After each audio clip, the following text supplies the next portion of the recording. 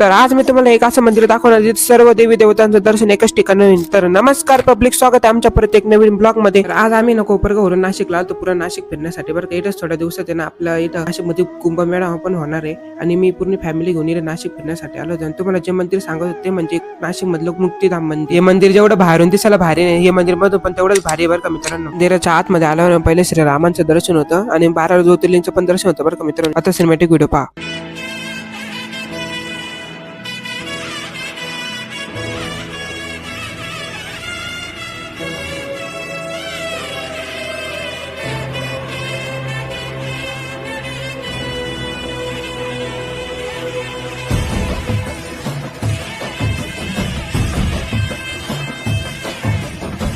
आम्ही आता ना मंदिराचं दर्शन घेऊन बाहेर निघालोय. आम्ही ना अजून नाशिकमध्ये वेगवेगळ्या फेमस ठिकाणी जाणार आहे. तुम्हाला जर ब्लॉग आवडला असेल तर लाईक, सबस्क्राईब, फॉलो करायला विसरू नका. भेटू पुढच्या ब्लॉग मध्ये. बाय.